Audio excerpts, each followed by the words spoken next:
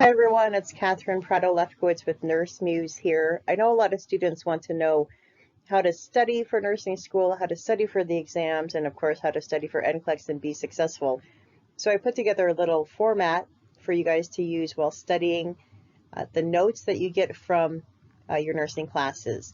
So let's just go through these so you understand. So the concepts. So every time you go to class, your instructor is going to teach you different concepts that you need to understand more in depth.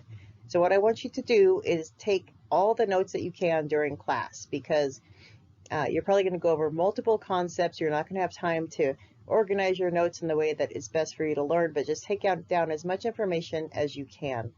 And then what I want you to do is go home and break down those notes. And first, I want you to identify the concept that was being taught to you in that portion of your notes. And then second, I want you to create a worksheet just specifically for that concept. So for example, we're going to use heart failure, right-sided heart failure for our concept. Then under section 1 of our worksheet, we are going to write down, draw, concept map, however you learn. We're going to explain to ourselves how the heart works normally. We're going to use layman terms because I want you to truly understand what you're writing down. So for that organ, you want to write down how it works normally, and then we can talk about how it malfunctions. So we're going to write down how the heart is supposed to work. Then under section 2, we're going to write down the different classifications or types of issues that can affect that organ. So you're going to differentiate the different types of illnesses with that organ. So for right heart failure, we're going to write down that there's such a thing as right heart failure and left heart failure, but we're focusing on right heart failure right now. Section 2. Then we're going to go to section 3 and we're going to write down in layman's terms, what is right-sided heart failure? What is the heart doing? What is happening to the heart and blood because of this right heart failure? And here we're going to talk more about the pathophysiology of what's occurring in that organ. Then in section 4, you're going to look at the signs and symptoms. So you want to tell yourself what the patient's going to look like with right-sided heart failure, and what is right-sided heart failure doing to that body? How is it affecting that body? Then you're going to do section 5, which is the assessment section. So based on what the body is doing, what do you as a nurse need to assess? Because assessment is always very important, and that's how we gather data. Then we move to section 6, and these are the nursing interventions. So what do we need to do to fix this right-sided heart failure? What do we have available to help the patient decrease the signs and symptoms of heart failure? And then number 7, we're going to evaluate. So what do we expect to see after giving the treatments for heart failure? We're going to evaluate. How should the patient look? And then again, what am I going to assess to look for those evaluations? And then number 8, we're going to talk about the risk factors for developing this disease. So it's always important as a nurse to know who's at risk for developing what disease. So let's put together here. So here's my worksheet, heart failure section 1. I'm going to talk about right-sided heart failure, and I'm a visual person. I like to type. So I typed out how the blood normally goes through the heart. This is going to help me understand what's wrong with right-sided heart failure. So here's my concept, right-sided heart failure. How does the heart work? How is it supposed to work? Okay, I wrote that down. And now section 2. So what can happen when we talk about heart failure? What can go wrong with the heart? We can either have right-sided heart failure or left-sided heart failure. And I know that the left-sided heart failure can be further distinguished as systolic or diastolic heart failure. But I'm going to focus on right-sided heart failure. This is my concept of learning. So section 3, the pathophysiology. So what is right-sided heart failure?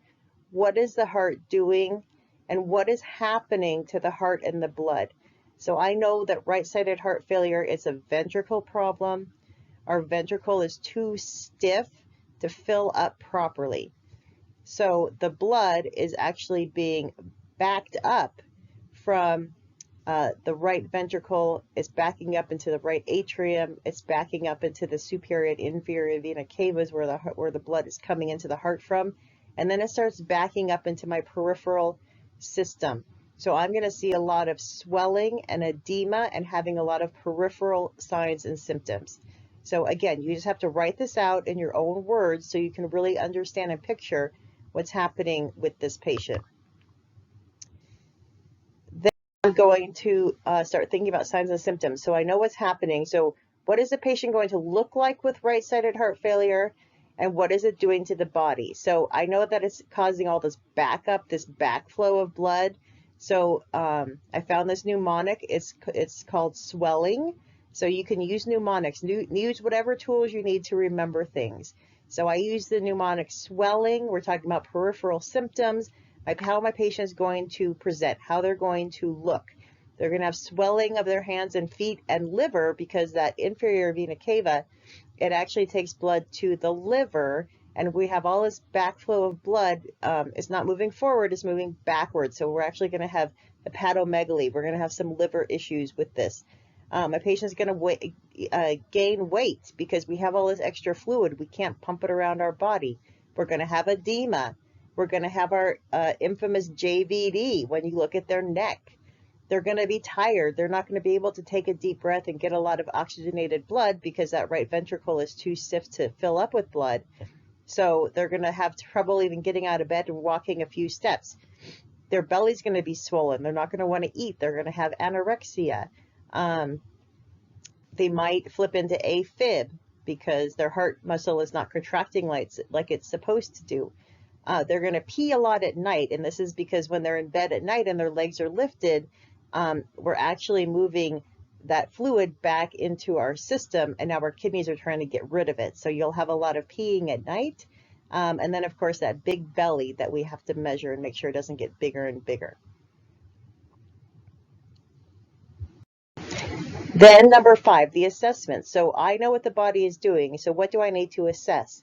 I need to assess if these symptoms that my patient is having, are they getting better or worse? So I want to assess their edema. I want to see how much they're eating. I want to see if they have JVD. I want to measure their girth. I want to really watch their intake and output because I don't want them to be even more fluid overloaded if we start giving them IVs or anything. I want to check their pulse ox because they're going to get very winded and not be able to move around very much. We want to weigh them daily. We want to look at any labs or biomarkers that our physician has ordered to see what's going on in the heart. And then any lab, like a chest x-ray, is usually ordered to see if there's congestion of the lungs or to see if the heart has gotten larger. And the patient might even get an echocardiogram. So I want to be looking at these results, what I can find out. So number 6, so what do we need to fix? What do we have available to help our patients? So we need to get the fluid out of the body, and we need to make the heart pump more efficiently. So of course we're going to educate on the proper medications and on the proper diets for these patients. We don't want them to eat a lot of sodium because water follows sodium. We want to get the liquid out. So we're going to be assessing the patient, educating the patient, and giving medications, and then evaluating if they're actually working. So another mnemonic, always administer drugs before a ventricle dies. So this is just a good way to remember the types of drugs that we give. So we're probably going to give ACE inhibitors. These are usually first line with CHF. They're usually given with a beta blocker. But, understand what the ACE inhibitor does. It blocks angiotensin 1 to angiotensin 2. The ultimate goal of giving this medication is to vasodilate everything in the body, so we can get more blood pumping through our veins and arteries. Just remember that kidneys excrete sodium, and then when we block angiotensin 2, we're also blocking aldosterone. And when we block aldosterone, it causes the kidneys to keep potassium but excrete the sodium. So we really need to watch our potassium levels. With ACE inhibitors, patients can develop a really nagging cough. It's just a side effect. So if the patient is complaining of a cough, we can always alert the provider. We should change them to an ARB. So an ARB is given, like I said, if the patient can't tolerate an ACE, and so these medications end in sartan, and then these just block angiotensin 2. Again, our goal is to vasodilate. Again, we're decreasing that aldosterone, so it's keeping potassium in the body, so we want to monitor our potassium. of course, we want to diurese these patients. We want to get that fluid off. So we're going to give loop or potassium sparing diuretics. Again, the loop diuretics, such as Lasix, they get rid of potassium. So we need to, again, always be monitoring our potassium when we give diuretics or hypertensive medications. And then potassium sparing, such as aldactone, it does keep the potassium. So again, we're watching for the potassium. Just know that ACE and ARB also keep potassium. So if you're on a potassium sparing plus an ACE and ARB, you really got to watch that potassium. Again, some more beta blockers. They end in OL. So they block the norepinephrine effects of the heart muscle. So we're going to slow down the heart muscle. We're going to decrease contractions of the muscle, decrease the heart's workload. This is what we want to do. Our poor heart is working so hard, it can't get all this fluid in because the ventricle is too stiff. So we want to allow that heart to relax so that more blood can get in there. We want to vasodilate people. The problem is our arteries and venous system is so constricted. We need to open that up so that blood can freely flow through the body. Just know that when we give vasodilators, hypotension is something that you need to watch for because you're opening those arteries and you're probably going to drop the blood pressure when he or she moves or gets up. Digoxin. We don't always use dig first time, but it's a positive inotrope effect, so it increases the ability of the heart to pump stronger, but it also keeps the heart beating slower. So we allow the heart to rest and pump better for left ventricular dysfunction. You would give this with left-sided heart failure, but dig can be very toxic. So this is the NCLEX loves to ask about dig. The levels are 0.5 to 2. We always check an apical pulse, make sure it's greater than 60 beats per minute. And then you can also have toxicity, like I said. And normally with dig, they'll see like visual green-yellow halos, and they might have some nausea and vomiting. So I'm understanding how the medication we give actually are treating what we're seeing. So number 7, I do all the interventions, I give all the medications, we're watching the diet. We want to evaluate. So we're going to keep checking our blood pressure. Is it going too low? Is it decreasing, but it's safe and the patient is not having hypostatic orthostatic hypotension? Is the edema going down? Is the patient getting fluid off so he or she wants to eat again? Has that JVD kind of gone away? Is the abdominal girth measurement going down? We're really monitoring those intake and outputs. We're watching the pulse oximetry. Hopefully it's going up or staying above 95%. We're weighing them every day. And then, of course, if there are other chest x-rays to look at, we can see if the congestion in the lungs has increased. And then you always want to know who's at risk for getting this disease. So you always need to know risk factors. So for heart failure, you can always think of the pneumonic failure. So, you know, with F, we can talk about AFib. So people with heart failure can easily flip into AFib. And we know AFib is dangerous because the atria is just kind of quivering. And so all the blood is pooling in there and we could throw a clot. Infarction with CAD. So we know that CAD goes hand in hand with congestive heart failure and infarctions because there's plaque buildups in the arteries and it's blocking again the rich oxygenated blood to get to the body.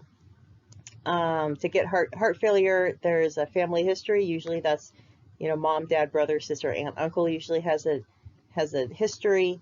Uncontrolled hypertension. This is known as the silent killer because people don't know they have high blood pressure. But again, our poor heart is working so hard, but it can't properly fill appropriately with blood. And so we keep pounding on that heart muscle and it becomes weak. Recreational drug use, such as cocaine and alcohol, can also contribute to CHF. And then evaders. So if you get sick, if you get a virus or an infection that attacks the heart muscle, of course, that puts you at risk for heart failure.